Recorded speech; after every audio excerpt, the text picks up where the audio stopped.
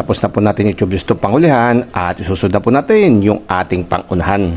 Sa ating panikuran, ang kinabit po natin doon ay R8 tubeless tire at dito naman po sa ating pangharapan na ikabit po natin dito is Neuro tubeless tire. Pero bago po lahat, siyempre tanggalin muna po natin itong ating gulong.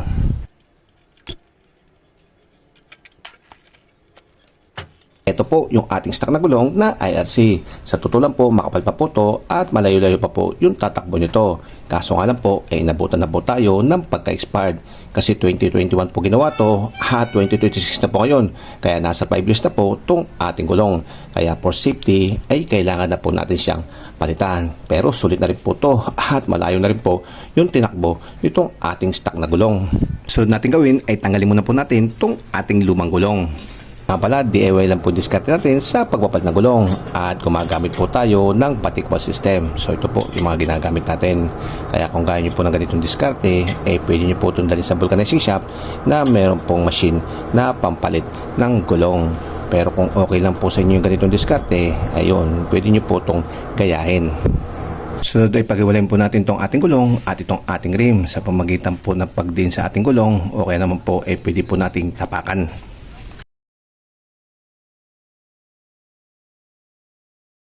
Ganun din po sa kabila. Tignan po natin itong ating rim protector.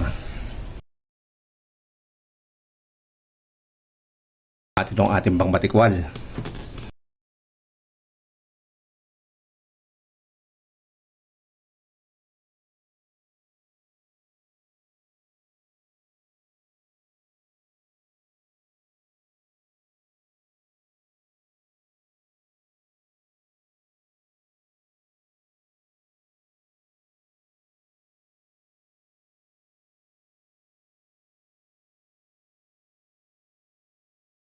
Kita nyo mga pare ko yo, napakalinis. Wala man lang pong katama-tama. Oh, di ba? So, ganyan po natin iniingatan itong ating mags. Gamit po kayo ng rim protector. Di ba? Oh? So, wala pong tama yan. Kahit sa kabila. Oh. So, ito, lilinisin po natin to. Pwede nyo pong gamitan ng sabon para matanggal po yung mga puti-puti niyan. At siguraduhin po natin na malinis po itong paglalapatan ng ating gulong.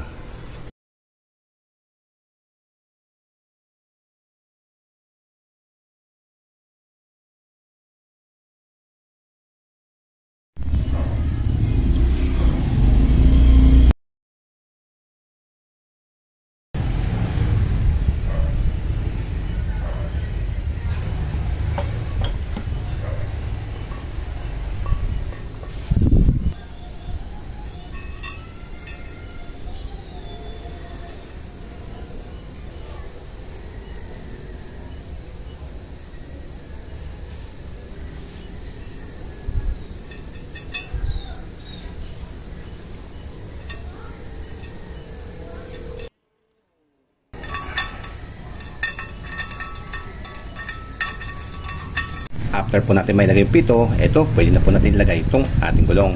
At ang pinaka-importante po sa pagkakabit itong ating gulong ay yung tamang rotation. Kasi madalas po rito ay nagkakamali.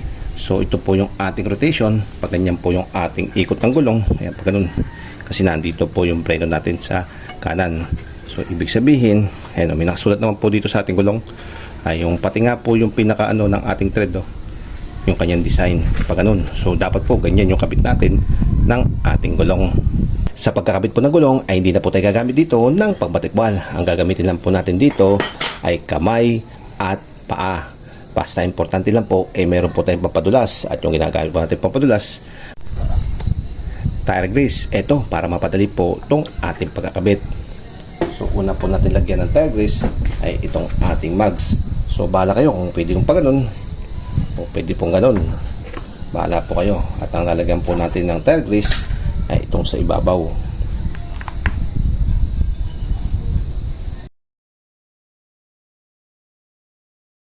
Susunod po ay itong ating gulong. So pag ganyan po siya, kaya paigtarin po natin. At ang lalagyan po natin ng ating tire grease ay itong sa ibabaw. At syempre sa loob.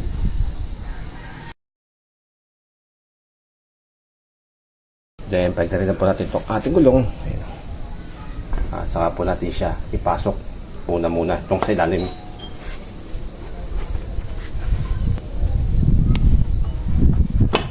Yun, di ba? Tuloy lang ano. Sundan po natin itong sa ibabaw.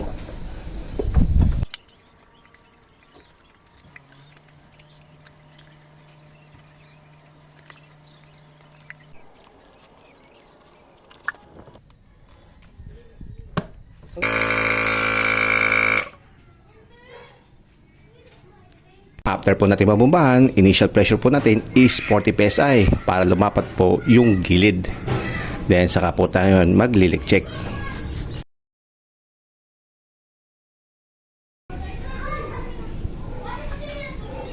Negative mga pare ko, sa side na po na to is wala po tayong leak. Then dito naman po tayo sa kabila.